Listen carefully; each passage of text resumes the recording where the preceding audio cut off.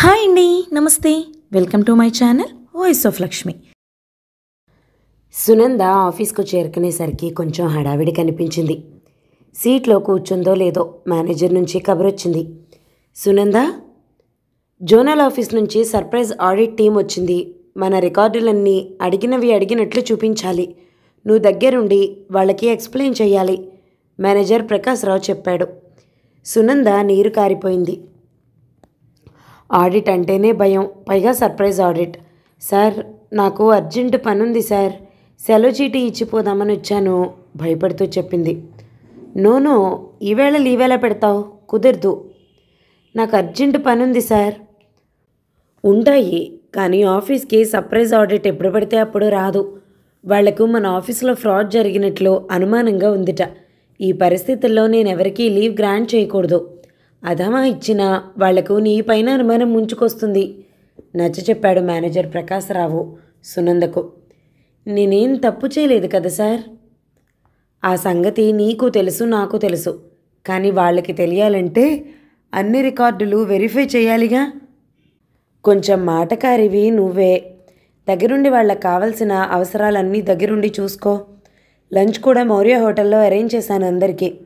వాళ్ళు వెళ్ళేదాకా మనం చాలా అలర్ట్గా ఉండాలి. మన మీద ఏం రాసినా పైవాళ్ళు నమ్మేస్తారు. ఇంకా బయటపడటం ఏమాత్రం మన వల్ల కాదు. ఐసీ, తప్పదంటారా?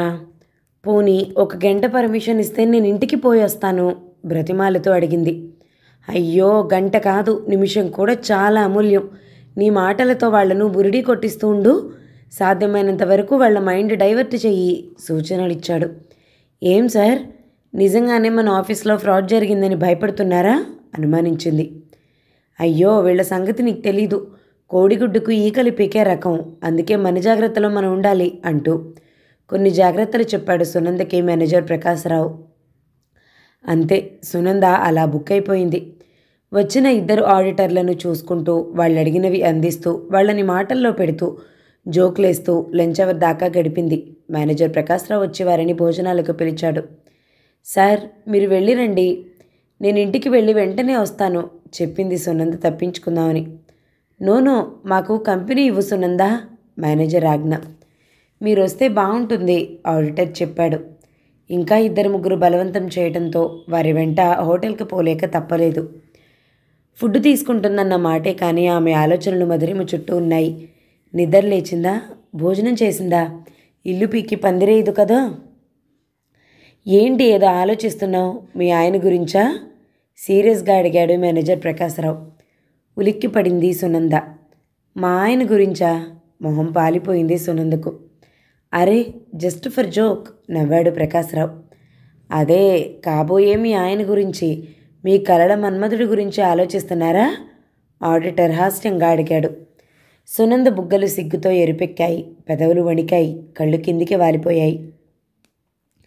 అబ్బే, అదేం కాదు. ఈ కాలం ఆడపిల్లలు చాలా ఫాస్టు. ఏం ఆలోచిస్తారో మాకు తెలుసులేండి చనువుగా అన్నాడు ఆడిటర్. మీరెప్పుడన్నా ఎవరినన్నా లవ్ చేశారా? మీ ఆవిడని కాకుండా. సునంద నవ్వుతూ చొరక అంటించింది. ఆడిటర్ కంగారు పడ్డాడు. పక్కన మీ ఆవిడ లేదులేండి, ధైర్యంగా ఒప్పుకోండి కవ్వించింది ఆడిటర్ని సునంద.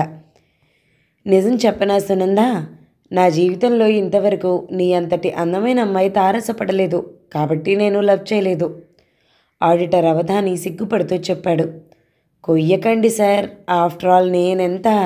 సిటీలో నాకంటే బ్యూటిఫుల్ క్వీన్లు గల్లీ గల్లీకే కనిపిస్తారు సునంద నవ్వింది. కనిపిస్తారేమో కానీ బొమ్మల్లో ఆకర్షణ ఉండదుగా. మీలో ఉన్న ఆకర్షణ, అందం వాళ్లలో నాకు కనిపించుండదు. సునంద, మార్కులు కొట్టేశావు. మన ఆడిటర్ గారికి ఒక పట్టాన ఎవరూ అంతగా నచ్చరు.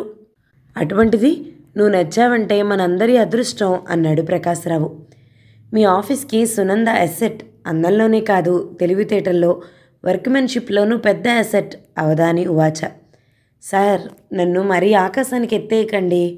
అసెట్లకు ప్రతి సంవత్సరం డిప్రిసియేషన్ ఉంటుంది సునంద సిగ్గుతో అంది. కానీ ఈ అసెట్కు మాత్రం అప్రిసియేషన్ ఉంటుంది ప్రతి సంవత్సరం.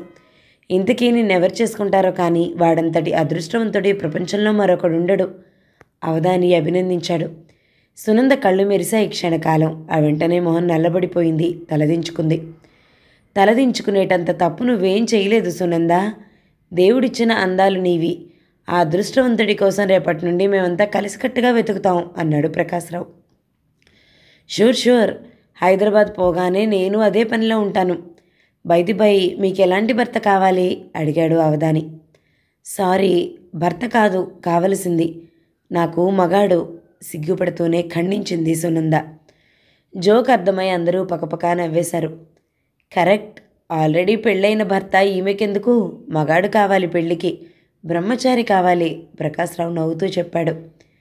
సారీ, మనం ఇలానే ఈ మాటల్లోనే ఉండిపోదామా కబుర్లు చెప్పుకుంటూ వాచి వంక చూస్తూ అడిగింది సునంద. ఓ, ఐస్ క్రీమ్ తినేసి కదులుదాం.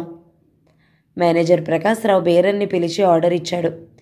ఈ ఊరు గొప్ప పుణ్యం చేసుకుంది అవధాని అన్నాడు. ఏమిటా పుణ్యం అడిగాడు ప్రకాశ్రావు. సునంద లాంటి సుందరకన్యని మోయటం అవధాని వాచ. అయ్యో, మీరంతా నా గురించి గొప్పగా ఊహించుకుంటున్నారు. నేను అతి సామాన్యురాల్ని.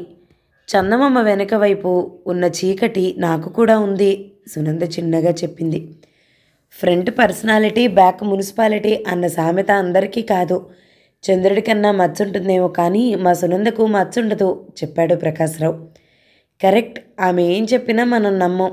సాయంత్రం బోర్ కొడుతుంది. ఏం చేద్దాం మేనేజర్ సార్ అడిగాడు అవధాని.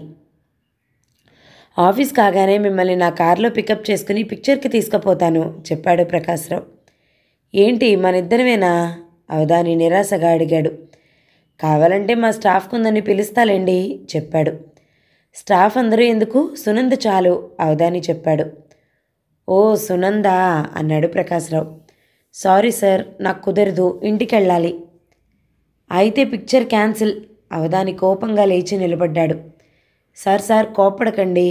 సునంద ప్లీజ్, మా కోసం, కంపెనీ కోసం ప్లీజ్ బ్రతిమాలాడు ప్రకాశ్రావు. సారీ సార్, పరాయి మగాళ్లతో నేను సినిమాకి ఎప్పుడూ వెళ్ళలేదు. చాలా సాంప్రదాయకంగా డిసిప్లిన్డ్గా పెరిగాను విసురుగా చెప్పింది అవధానికి సునంద. అవధాని మొహంలో రంగులు మారాయి. అవధాని పాలు నమ్ములతో బయటకొచ్చాడు. జేబులో నుంచి సిగరెట్ తీసి ముట్టించాడు. వెనకాల ప్రకాశ్రావు సునంద నిలబడి ఉన్నారు. అమ్మా సునంద ప్లీజ్, ఇవి చేతులు కావు, వాడొట్టి మూర్ఖుడు. నువ్వు రానన్నావని మనసులో పెట్టుకుని మన మీద అవాకులు చవాకులు రాసిపోతాడు. ఆ తర్వాత దానికి కంప్లైంట్స్ ఇవ్వలేక క్లోజ్ చేసుకోలేక నేను చావాలి. ప్రకాశ్రావు ఆమె చేతులు పట్టుకోబోయాడు. విసిరి కొట్టింది సునంద. అందుకని ఒక ఆడపిల్లను నన్ను పరాయి మగాడితో సినిమాలకి రమ్మంటారా? రాత్రిపూట ఒంటరిగా రావడమే, హౌ డేర్. వాడు ఆడిటర్ అయితే కావచ్చు, అయితే నాకేంటి కోపంగా అడిగింది.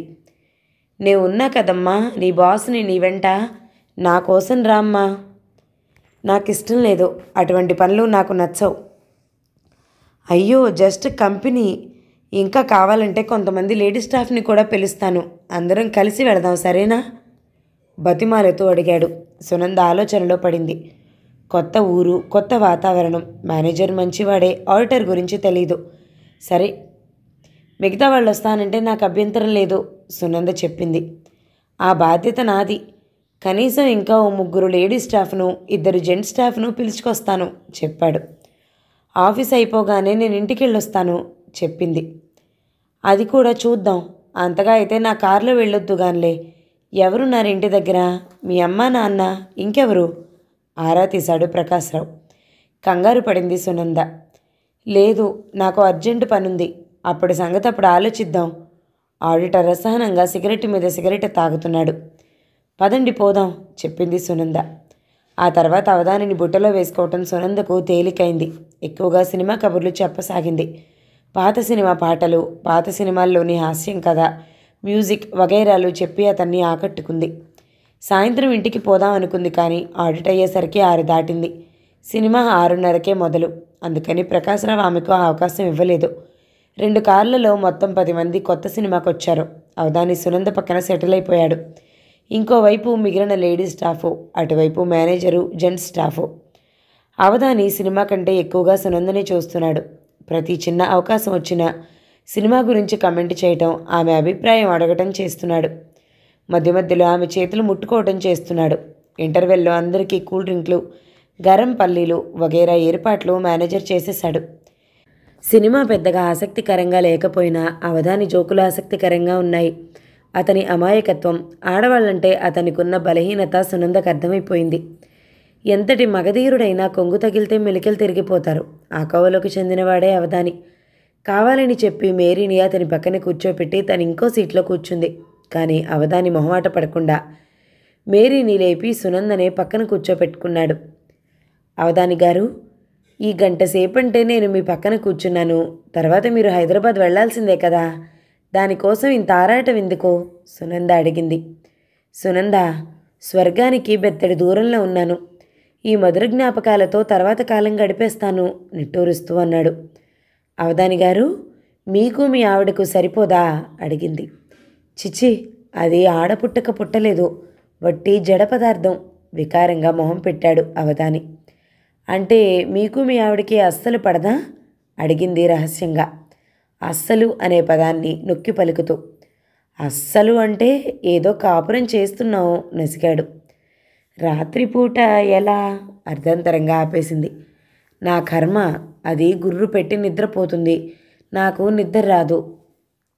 అయ్యో పాపం, జాలిపడింది. కొందరి జీవితాలు అంతే బాధగా అన్నాడు అవధాని. పోనీ వేరే పెళ్లి చేసుకోపోయారా? బాంబు పేల్చింది. నాకు ఉంది, కానీ అది అంత సులభం కాదుగా నిరాశగా అన్నాడు అవధాని సునందతో. ఎందుకు కుతూహలంగా అడిగింది. అది డైవర్స్ ఒప్పుకోదు, నేను ఇవ్వలేను. ఎందుకని? కొందరంతే, తాము సుఖపడరు, ఇతరులను సుఖపెట్టరు. కొన్ని జీవితాలు ఇలా అడవి కాసిన వెన్నెల్లాగా ముగిసిపోవాల్సిందే అవధాని అన్నాడు. ఏమీ అనుకోరు కదా, ఈ పాటికి మీరు వేరే సెటప్ పెట్టే ఉంటారు సునంద డైరెక్ట్గా అడిగింది. సెటప్ అంటే? అదే చిన్నిల్లు పెట్టే ఉంటారు. నోను, అదేం లేదు కంగారుగా అన్నాడు. నన్ను నమ్మమంటారా? సునంద ఎగతాళిగా అడిగింది. నీ మీదొట్టు. ఎందుకు? పోతే నే పోతాననా? కాదు, నేను అంత ధైర్యస్తుణ్ణి కాను. మా మామకు తెలిస్తే నా ప్రాణం తీస్తాడు. వాడొక మూర్ఖుడు, క్రిమినల్ లాయర్ కూడా చెప్పాడు అవధాని సునందతో. పాపం, మీ పని అడకత్తెరలో పోకలాగా అయిపోయింది సానుభూతి చూపింది సునంద అవధానిపై. అందుకే సునంద, నీ స్నేహం నాకు విలువైంది చెప్పాడు. నేను మీకంటే వయసులో చాలా చిన్నదాన్ని, స్నేహితురాలను ఎలా అవుతాను సార్ అడిగింది సునంద. స్నేహానికి చిన్న పెద్ద ఏముంది, మనసులు కలవాలి. మీకు అభ్యంతరం లేకపోతే we will be friends forever చెప్పాడు అవధాని. ఫ్రెండ్ అంటే మీ ఉద్దేశం అడిగింది. స్నేహితురాలని చెప్పాడు. అంతేనా, అంతకంటే ఇంకేమైనా అనుమానంగా అడిగింది. సారీ, ఫ్రెండ్ అంటే ఫ్రెండే. అలా అయితే నాకు అభ్యంతరం లేదు, కానీ మీ మగాళ్ళు ఇంకా ఏవేవో కావాలని వెతుకుతూ ఉంటారు. చివరికి ఆడదాన్ని వెర్రిగొర్రెని చేస్తారు. అందుకని అంత్యనిష్ఠూరం కంటే ఆదినిష్ఠూరం మేలని చెప్తున్నాను నిక్కచ్చిగా చెప్పింది సునంద. I like it. నీలో నాకు నచ్చింది అదే. ఏదైనా నిర్మోహమాటంగా చెప్పేస్తావు అవధాని మెచ్చుకోలుగా అన్నాడు. బట్ ఒక ఆడామగా స్నేహంగా ఉంటే లోకం వాళ్ళకి రంగులు పులుముతుంది. అక్రమ సంబంధం లేకుండా వాళ్ళని చూడలేకపోతోంది. ఒక స్వచ్ఛమైన స్నేహం స్త్రీ పురుషుల మధ్య అసంభవమా అవధాని గారు అడిగింది సునంద. సంభవమే అని మనం నిరూపిద్దాం. అఫ్కోర్స్, మీరు అవకాశం ఇస్తేనే అవధాని చెప్పాడు. సినిమా అయిపోయి లైట్లు వెలిగాయి. మేనేజర్, ఇప్పుడు మనం ఎక్కడికి వెళ్ళాలి అవధాని అడిగాడు. అందరం కలిసి భోంచేద్దాం, ఆ తర్వాత మిమ్మల్ని లాడ్జీలో వదిలిపెట్టి వెళ్తాం చెప్పాడు మేనేజర్. సార్, ముందు నేను అర్జెంటుగా ఇంటికి వెళ్ళాలి సునంద గాబరాగా అడిగింది మేనేజర్ని. ఓ 10 నిమిషాలు, ఎక్కడైనా సఫర్ తీసుకుని వెళ్దాం చెప్పాడు మేనేజర్ ప్రకాశ్రావు. నో, నాకు టైం లేదు అంది సునంద. సునంద, ప్లీజ్, రేపు మార్నింగ్ నేను వెళ్ళిపోతున్నాను. నా కోసం 15 నిమిషాలు గడపలేవా అర్థింపుగా అడిగాడు అవధాని. సునంద కాదనలేకపోయింది. జయశ్రీ హోటల్కి వెళ్ళారు అందరూ. నార్త్ ఇండియన్ డిష్లు ఆర్డర్ ఇచ్చారు. ప్రకాశ్రావు మిగతా స్టాఫ్ కబుర్లలో పడిపోయారు. సునంద అవధాని మాటల్లో మునిగిపోయారు. సమయం ఇట్టే గడిచిపోయింది. టిఫిన్ చేసి జ్యూస్ తాగేసరికి రాత్రి 11 అయింది. సునంద కంగారు పడిపోయింది. సార్, నాకు లేట్ అయిపోయింది. సారీ సునంద, నా కోసం ఈరోజు టైం స్పెండ్ చేశావు. పెళ్ళైన తర్వాత మొదటిసారిగా నేను చాలా ఆనందంగా గడిపాను. చెప్పాడు అవధాని ఆమెకు వినిపించేట్లు. అవధాని గారు, ఒకసారి నేను మీ ఆవిడతో మాట్లాడచ్చా? అది కంట్రీ బ్రూట్, నిన్ను అవమానిస్తుంది, మన ఇద్దరి మధ్య ఎన్నో కల్పిస్తుంది అయిష్టంగా అన్నాడు. ఇప్పుడు కాదు, మీకు వీలైనప్పుడే, 6 నెలల తర్వాత అయినా కానివ్వండి, సంవత్సరం తర్వాత అయినా కానివ్వండి, ఆమెను మార్చగలనని నాకు అనిపిస్తోంది చెప్పింది సునంద. కొన్ని ఘటాలు మారవో అవధాని చెప్పాడు. సునంద, ఆడిట్ రిపోర్ట్ ఎలా ఉందో అడిగావా? రహస్యంగా అడిగాడు మేనేజర్ ప్రకాశ్రావు. సునంద అవధాన్ని రిక్వెస్ట్ చేసింది. అవధాని గారు, ఎనీ ప్రాబ్లం మా ఆఫీస్లో? ఉంది, కానీ మీకేం ఇబ్బంది లేదు చెప్పాడు. నాకని కాదు, ఆఫీస్కి ఇబ్బంది లేకుండా చూడండి. కొంచెం కష్టం అడ్వర్స్గానే ఉంది. నా కోసం కొంచెం లిబరల్గా ఉండండి. తప్పు చేయటం మానవ సహజగుణం. ఇక అటువంటి పొరపాట్లు జరగకుండా జాగ్రత్త పడతాం చెప్పింది సునంద. సునంద, మనం ఫ్రెండ్స్ అయిపోయాం కాబట్టి సాధ్యమైనంత వరకు నా రిపోర్టు డైల్యూట్ చేస్తాను. పైనుంచి నీకు మీ ఆఫీస్కు ఏ ఇబ్బంది రాకుండా గోడ మీది పిల్లి వాటంలా రిపోర్టు రాస్తాను చెప్పాడు అవధాని సునందతో నవ్వుతూ. థ్యాంక్ యూ అవధాని గారు చిరునవ్వు చిందించింది సునంద. అవధానిని వదిలించుకుని బయటపడేసరికి చాలా లేట్ అయింది. మేనేజర్ ప్రకాశ్రావు కారులో ఆమె ఇంటి వద్ద దించాడు. కారు చప్పుడు విని నైట్ వాచ్మెన్ నాజర్ పరిగెత్తుకు వచ్చాడు. గేటుకున్న తాళం తీసి తలుపు బార్లా తెరిచాడు. సునంద లోపలికొచ్చింది. నాజర్ పళ్ళికిలించాడు. ఆ చూపులో, ఆ నవ్వులో ఏదో ధ్వని పసిగట్టింది. నాజర్ వయసు 50 దాటి ఉంటుంది. Any problem Nazar? చికాగ్గా అడిగింది. మేం సాబ్, మీరు ఇంత రాత్రిపూట బాయ్ ఫ్రెండ్తో సినిమాకి వెళ్ళొచ్చారా అడిగాడు అనుమానంగా. కాదు, ఆఫీస్లో పనెక్కువ ఉంటే ఉన్నాను. నీకేమన్నా అభ్యంతరమా కోపంగా అడిగింది. నాకేం అభ్యంతరం, మీ ఆఫీసు మీ ఇష్టం. అది కాదు మేడంజీ, మన ఫ్లాట్లో ఒక అమ్మాయి చనిపోయింది చెప్పాడు. అతను నైట్ డ్యూటీ వాచ్మెన్. ఉదయం విక్రమ్కు ఛార్జ్ ఇచ్చి వెళ్ళిపోతాడు. ఎవరు ఆశ్చర్యంగా అడిగింది. చిదానందం కళావతమ్మల అమ్మాయి మధురిమట ఆత్మహత్య చేసుకుందిట. ఇంతవరకు బాడీ దొరకలేదు చెప్పాడు. సునందకు తల దిమ్మెక్కిపోయింది. మాట్లాడకుండా లిఫ్ట్ దగ్గరికి నడిచింది. నాజర్ పరిగెత్తుకుంటూ వచ్చాడు ఆమె వెంట. ఏంటి? మీకు ఇంకో విషయం చెప్పాలి. మధురిమ ఆత్మ మన బిల్డింగ్లో తిరుగుతోందిట. ఎక్కడా ఆశ్చర్యంగా అడిగింది. చెప్పకూడదు, ఎందుకైనా మంచిది మీరు ఈ వేళటికి సుధాకర్ సార్ ఇంట్లో పడుకోండి సలహా ఇచ్చాడు నాజర్. ఇల్లు పెట్టుకుని నేను ఇంకోళ్ళ ఇంట్లో పడుకోవడం ఏమిటి? సుధాకర్ సావిత్రమ్మలు మీకోసం మేలుకుని నాకు చెప్పి నిద్రపోయారు. మీ ఇంట్లో నుంచి శబ్దాలు ఏడుపులు వినిపిస్తున్నాయట. పక్క రోడ్డు మించి ఎవరో చెప్పారు.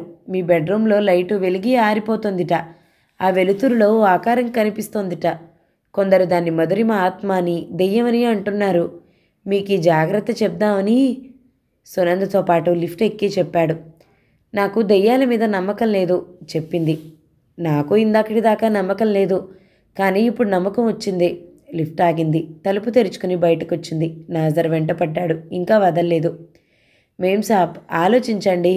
నేను సుధాకర్ అంకుల్ను లేపుతాను. ఈ వేళటికి అక్కడ పడుకుని రేపు ఉదయం మీ ఇంటికి వెళ్ళండి. Nonsense, you can go. నా బతుకు నాకు తెలుసు. అది రక్తపిశాచి.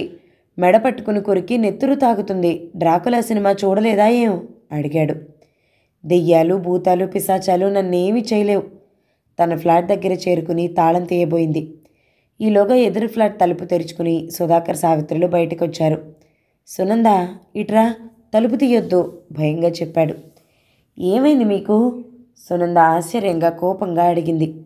ఏమోనమ్మా, నీ గదిలో నుండి సాయంత్రం నుండి శబ్దాలు వినిపిస్తున్నాయి. కాసేపు టీవీ శబ్దాలు వస్తాయి, కాసేపు సీడీలో నుంచి పాటలు వస్తాయి, కాసేపు గజ్జల చప్పుడు, నాట్యం చేస్తున్న చప్పుడు వస్తుంది, కాసేపు ఎవరో నడుస్తున్న శబ్దం వినిపించింది. మాకు పై ప్రాణాలు పైనే పోతున్నాయి. రేపన్నా భూతమాంత్రికుడిని పిలుచుకురావాలి చెప్పింది సావిత్రమ్మ కంగారు పెడుతూ. ఖచ్చితంగా ఇది దెయ్యం పనే సుధాకర్ చెప్పాడు. సారీ, నాకు నమ్మకాలు లేవు అంకుల్. నేను తలుపు తీస్తాను. అయ్య బాబోయ్, ఆ దెయ్యం ఒక్కసారి మీద పడితే ఏం చేస్తారు? అసలే రాత్రి 12 దాటింది. నా మాట వినమ్మా, ఇవాళకి మా ఇంట్లో పడుకో, రేపు ఆలోచిద్దాం చెప్పింది సావిత్రమ్మ. పర్వాలేదు, నా ఇంట్లోనే పడుకోగలను. తాళం చెవి తలుపులోని లాక్లోకి దూర్చింది. అయ్య బాబోయ్, బతుకుంటే బలుసాగు తింటాం, నీ ఇష్టం అంటూ లోపలికి దూరి లాక్ చేసుకున్నారు. వాచ్మెన్ నాజర్ కూడా పారిపోయాడు. సునంద మెల్లగా తలుపు తీసింది. చీకటిగా ఉంది. తడుముకుంటూ గోడకున్న స్విచ్ వేయబోయింది. అంతే, ఓ స్త్రీ ఆకారం ఆమె మీద కురికింది. సునంద కంగారు పడి తప్పించుకోబోయింది. ఆ ఆకారం సునంద చేయి దొరకపుచ్చుకుని నోట్లో పెట్టుకుని కొరికింది. సునంద కెవ్వున కేక పెట్టింది. బాధగా ఆకారం సునంద మెడను పట్టుకుని పీక సాగింది. హెల్ప్ హెల్ప్ అని అరిచింది. కానీ ఆ కేకలు పెద్దగా బయటికి రాలేదు. ఇంతలో ఆమె పట్టు బిగించింది. సునందకు ఊపిరి అందటం లేదు. వదులు వదులు అని చిన్నగా అరిచింది. కానీ ఆ ఆకారం వినిపించుకునే స్థితిలో లేదు. మోకాలెత్తి ఆమె ఆకారం పొత్తు కడుపులో ఒకటి బలంగా తన్నింది. అమ్మా అంటూ అరుస్తూ ఆ ఆకారం సునంద మెడ వదిలి దబీల్న కింద పడిపోయింది. సునంద ఊపిరి పీల్చుకుని లైట్ ఆన్ చేసింది. కింద మెలికలు తిరుగుతూ మధురిమ పడిపోయింది. లేవడానికి ప్రయత్నం చేస్తుంది. మధు, ఏమైంది నీకు? కోపంగా అడిగింది సునంద. నన్ను లేపు, మధురిమ జాలిగా అంది. చేయందించి ఆమెను లేపి మంచం మీద కూర్చోపెట్టింది. నా మీద కిందకొచ్చావు? నన్నెందుకు చంపాలనుకున్నావు? నన్ను హౌస్ అరెస్ట్ ఎందుకు చేశావు? నన్ను ఎవరికి అమ్మాలనుకున్నావు? నేను నీకేం అపకారం చేశాను? మధురిమ అడిగింది. నాన్సెన్స్, నువ్వు చావబోతుంటే కాపాడింది నేనెందుకు అలా చేస్తాను? అడిగింది. నాకు తెలుసు, చాలా సినిమాల్లో చూశాను. కాపాడినట్లు కాపాడి ఏ బ్రోతల్ హౌస్కో ఏ అరభిషేక్కో అమ్మేస్తారు ఆడపిల్లల్ని. మధురిమ దూరంగా జరుగుతూ చెప్పింది. ఎందుకు అలా అనుకుంటున్నావు? అడిగింది సునంద. నాకు మత్తుమంది ఎందుకు ఇచ్చావు? ఏ దురుద్దేశం లేకపోతే నన్ను పెట్టి లాక్ చేసి ఎందుకు వెళ్తావు? అడిగింది మధురిమ. సారీ, ఆఫీస్లో పర్మిషన్ పెట్టి వద్దామని వెళ్ళాను.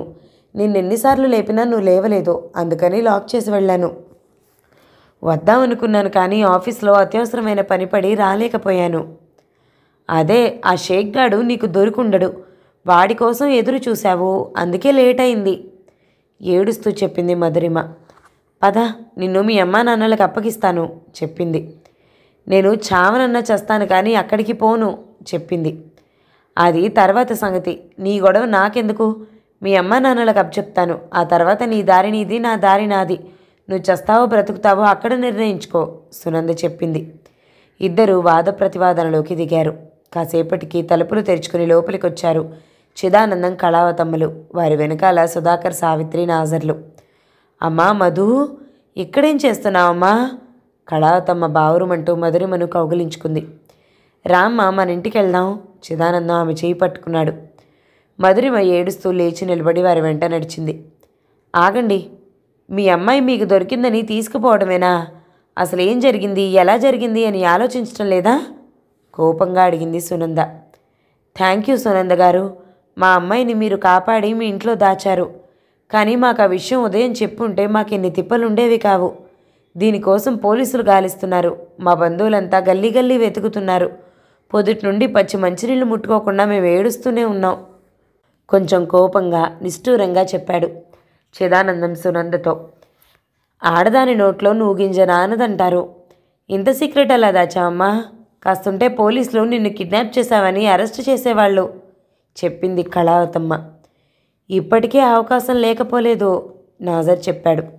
సునంద, ఏం పనమ్మా ఇది? నీలాంటి చదువుకున్న అమ్మాయి, ఉద్యోగం చేస్తున్న అమ్మాయి చేయదగ్గ పనా ఇది? అడిగాడు సుధాకర్. నువ్వెంతో బుద్ధిమంతురాలు అనుకున్నా కానీ ఇటువంటి దానివని నేను అనుకోలేదు. నిజంగా దయ్యం నీ ఇంట్లో దూరిందని మేము హడలి చచ్చాం సావిత్రి చెప్పింది. సారీ, నేను 1 గంటలో వద్దామని ఆఫీస్కి వెళ్ళి రాలేకపోయాను. కేసు హ్యాండ్ ఓవర్ చేసి లీవ్ పెట్టొద్దాం అనుకున్నాను. కానీ ఆడిట్ తగిలి ఇప్పటిదాకా ఇరుక్కుపోయాను. నా పని హడావిడిలో నేను ఈమె గురించి ఆలోచించలేకపోయాను చెప్పింది అపాలజిటికల్గా. పొద్దుటి నుండి నా బిడ్డ ఏం తిందో అంది కళావతమ్మ. పస్తు పడుకున్నావా మధురిమా? అడిగాడు చిదానందం. లేదు నాన్న, అక్క ఇంట్లో అన్నీ వండి ఉన్నాయి. అన్నం తిని హాయిగా పడుకున్నాను చెప్పింది మధురిమ. నువ్వన్నా కేకలు పెట్టుండొచ్చుగా రక్షించమని సునంద అడిగింది మధురిమ వైపు చూస్తూ. లేదు, రాత్రి నాకు మత్తుమంది ఇచ్చావు కదా, ఆ మత్తు ఇందాకటి దాకా ఉంది. ఇప్పుడిప్పుడే కొంచెం కొంచెం ఆలోచిస్తున్నాను చెప్పింది Madhurima. It is too much. నీ మీద కేసు పెట్టాలి. చిదానందం లేచాడు. ఎందుకు? రాత్రి ఆమె పరిస్థితి మీకు తెలుసా? తనేం చేస్తుందో తనకు తెలీదు. నేను నిద్రలో ఉండగా తన ఆత్మహత్య చేసుకుంటే ఏమయ్యేది? తన బ్రెయిన్ చాలా అన్రెస్ట్గా ఉంది. అందుకనే ఓ స్లీపింగ్ ట్యాబ్లెట్ ఇచ్చాను. ఆమె తత్వానికి కొంచెం డోసు ఎక్కువైనట్లుంది. నేను అజాగ్రత్తగా ఉంటే ఆమె మీకు దక్కుండేది కాదు. పిల్లల్ని పెంచడం చేత కాదు మీకు, నా మీద కేసు పెడతారా? పిల్లల్ని కంటే సరిపోదు, వారి కష్టసుఖాలు చూడటం కూడా నేర్చుకోవాలి. ఈడొచ్చిన పిల్లకు పెళ్లి చేయాలన్న జ్ఞానం లేదు. పెళ్లి కాని పిల్లలకు మానసిక వ్యాధులు వస్తాయి. తను డిప్రెషన్కు లోనైంది. అది చాలా భయంకరమైన వ్యాధి. ఏ క్షణంలోనైనా ఆత్మహత్య చేసుకోవచ్చు. రేపన్నా సైకాలజిస్టుకు చూపించండి. ఆ తర్వాత తనకు తగ్గ సంబంధం చేసి తొందరలో పెళ్లి చేయండి, గర్జించింది సునంద. మా కుటుంబ విషయాల్లో జోక్యం చేసుకోవడానికి నువ్వెవరు అమ్మా సునంద? కోపంగా అడిగింది కళావతమ్మ. ఇది సమాజం. కళ్ళ ముందు అన్యాయం జరుగుతూ ఉంటే నేను చూస్తూ ఊరుకోలేను. నాకెందుకులే అని ఊరుకుంటే ఈ పాటికి మీ కూతురు చచ్చి 2వ రోజు అయ్యేది. Be careful. మీ దాష్టికం పైన మహిళా సంఘాలకు రిపోర్ట్ ఇస్తాను. మీ కూతుర్ని మీరు మానసికంగా హింసిస్తున్నారని వాళ్ళకి కబురందించాను. మీకెలా బుద్ధి చెప్పాలో వాళ్ళకి బాగా తెలుసు, హెచ్చరించింది సునంద. చిదానందం గారు, మీ అమ్మాయి మీకు దొరికింది. ఇక పోయి నిద్రపోండి, సుధాకర్ సర్ది చెప్పాడు. నిద్రపోవద్దు, ఆమెకు పెళ్లి చేయండి, హెచ్చరించింది సునంద. అందరూ ఇంట్లో నుంచి బయటికి వెళ్లారు. సునంద తలుపు వేసుకుంది. లంచ్ అవర్లో భాస్కర్ వచ్చి ఆమె ఎదురుగా కూర్చున్నాడు. తదేకంగా ఆమె ముఖంలోకి చూస్తున్నాడు. సునంద కొంచెం ఇబ్బందిగా ఫీల్ అయింది. అతను అలానే గమనిస్తున్నాడు. హలో, నా మొహంలో కోతులు ఆడుతున్నాయా అడిగింది. నాకు అదే సందేహం వచ్చింది. నన్ను చూస్తే మీకేమనిపిస్తుంది? నా కొలీగ్ భాస్కర్ అని చెప్పింది. అంతేనా? ఇంకేమీ అనిపించదా? అనిపిస్తుంది, మంచి హార్డ్ వర్కర్ అని. అంతేనా? అంతకు మించి ఏమీ అనిపించదా? నాకెందుకు అనిపించాలి? నేను మీ సిఆర్ రాయను కదా. అయ్యో, ఎప్పుడు ఆఫీస్ కాన్ఫిడెన్షియల్ రిపోర్ట్స్ ఇవేనా ఆలోచించేది? ఇంకేమీ ఆలోచించరా? భాస్కర్ విసుగ్గా అడిగాడు. అరే, ఇంకా ఆలోచించడానికి ఏముంది?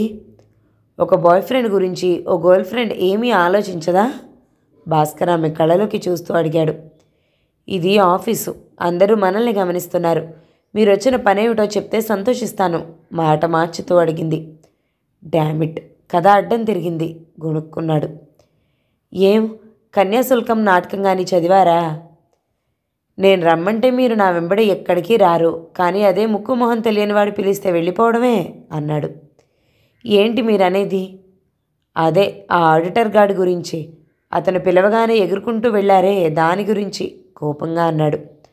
ఓస్ అదా మీ కోపం? జస్ట్ మేనేజర్ సార్ రమ్మంటే కంపెనీ ఇచ్చాను. అయినా నేను ఒక్కదాన్నే వెళ్ళలేదే, మన వాళ్ళు చాలామంది వచ్చారు. మీరు రావాల్సింది, చెప్పింది సునంద. నన్నెవరూ పిలవలేదు. అది నా తప్పు కాదు. ఆ ప్రోగ్రాం ఏర్పాటు చేసింది నేను కాదు. ఇన్నాళ్ల పరిచయం ఉన్నా నాకు ఆ మాత్రం అదృష్టం లేదు. జస్ట్ కొన్ని గంటల పరిచయంతో అతను నాకంటే ఇదైపోయాడు. ఏదో సామెత చెప్పినట్లు. ముందొచ్చిన చెవుల కంటే వెనకొచ్చిన కొమ్ములు వాడి అట, కసిగా అన్నాడు భాస్కర్. సునంద గలగలా నవ్వేసింది. భాస్కర్ గారు, జలసిగా ఉందా? ఐ పీటీయు. అకేషన్ వస్తే మీ కోరిక నెరవేరొచ్చు, చెప్పింది సునంద. అదే ఆ అకేషన్, ఆ సందర్భం ఎప్పుడు వస్తుంది? నా గురించి మీరేమనుకుంటున్నారు? తీవ్రంగా అడిగింది. What do you mean? బిత్తరపోయాడు. ఓ పరువు మర్యాద కల ఆడపిల్ల ఓ మగాడి వెంట ఎప్పుడు పడితే అప్పుడు, ఎక్కడ పడితే అక్కడికి వస్తుందని ఎలా కలలు కంటున్నారు? లేకపోతే నన్ను చాలా చీప్గా అంచనా వేస్తున్నారా? సారీ, అలా అని కాదు. ఇన్నాళ్ల మన స్నేహంలో నేను ఎప్పుడు పిలిచినా నా కోరిక మన్నించలేదు, సంజయ్ షిగా అన్నాడు.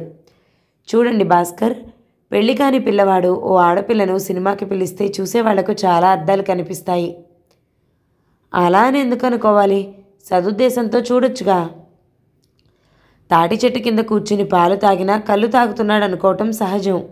సమాజం ఎప్పుడు ఎవరిని వేలెత్తి చూపుదామా, ఎవరు దొరుకుతారా అని కాచుకుని కూర్చుంటుంది. దానికి మనం బలిపశువులం కాకూడదు, చెప్పింది ఓదార్పుగా. సునంద గారు, మనం సమాజానికి భయపడాల్సిన పని లేదు. ఏం, మనం ఆకాశం నుంచి దిగొచ్చామా? కాదు, కాబోయే భార్యాభర్తలం కనుక, సడన్గా అన్నాడు. సునంద షాక్ తింది. ఒక్క నిమిషం నోట మాట రాక అలా చూస్తూ ఉండిపోయింది. భాస్కర్ ఆమెను గమనిస్తున్నాడు. అని ఎవరన్నారు? పాలిపోయిన మొహంతో అడిగింది. ఒకళ్ళనేదేమిటి, నేను చెప్తున్నాను, దృఢంగా చెప్పాడు. మీరనుకుంటే సరిపోతుందా? కోపంగా అడిగింది. అదేంటి, మీకు ఇష్టం లేదా? ఆశ్చర్యంగా అడిగాడు. ఇదేమన్నా కూరగాయల బేరమా? మిస్టర్, ఇది జీవితం. మీకు ఇంకా పిల్ల చేష్టలు పోలేదు, సునంద చెప్పింది. జీవితం కనుకే నేను నిశ్చయానికి వచ్చాను. మీరు లేకుండా నేను బ్రతకలేనని చెప్పాడు భాస్కర్. అంటే దానికి నా అనుమతి కానీ సమ్మతి కానీ అక్కర్లేదా? విసుగ్గా బాధగా అడిగింది సునంద.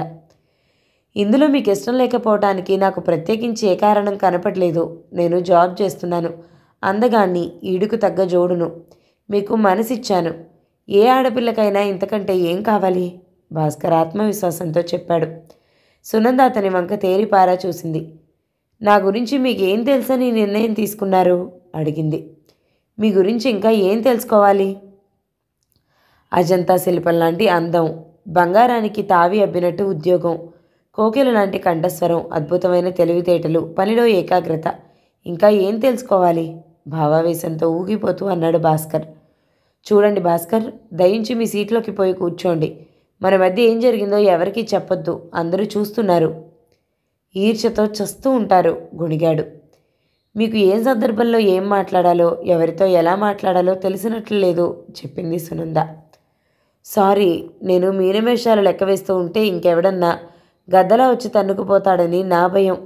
అంత్యనిష్ఠూరం కంటే ఆదినిష్ఠూరం మేలన్నారు, అందుకని నా మనసు విప్పాను, చెప్పాడు భాస్కర్. మీ ధైర్యానికి నా జోహార్లు. Please go and take your seat. Lunch hour is over, చెప్పింది. సరే, ఈరోజు నేను మీ ఇంటికి వస్తున్నాను, భాస్కర్ చెప్పాడు. ఎందుకు? అడిగింది. మీ వాళ్లతో ఈ విషయం చెప్పడానికి. ఇక్కడ నా వాళ్ళంటూ ఎవరూ లేరు, చెప్పింది. బాగా ఆలోచించండి, మీకు ఇక్కడ ఎవరూ లేరా? అయితే నాకు మీ వాళ్ళ అడ్రస్ ఇవ్వండి, నేనే పోయి మాట్లాడొస్తాను, చెప్పాడు భాస్కర్. అంతా మీ ఇష్టమే, అవసరమైతే నేనే ఇస్తాను, చెప్పింది. ప్లీజ్ అదేదో తొందరగా ఇస్తే. తొందరపడకండి భాస్కర్, ఇది జీవితం. మీ గురించి నాకేమీ తెలియలేదు. ఒకవేళ తెలిసింది చాలదు. కొన్ని ముఖ్యమైన నిర్ణయాలు తీసుకోవడానికి ఒక్కప్పుడు జీవితకాలం పడుతుంది, చెప్పింది సునంద. అయ్య బాబోయ్, నేను ముసలాండైపోతాను, భయపడ్డాడు. నా కోసం ఈ జన్మలోనే కాదు, వచ్చే జన్మలో కూడా వెయిట్ చేసేవాడు కావాలి, నవ్వుతూ చెప్పింది. అమ్మో, నాకు మాత్రం అంత శిక్షొద్దు. నేను అల్పాయుష్కుణ్ణి, బతికినంతకాలం సుఖంగా బతకాలి, భాస్కర్ చెప్పాడు.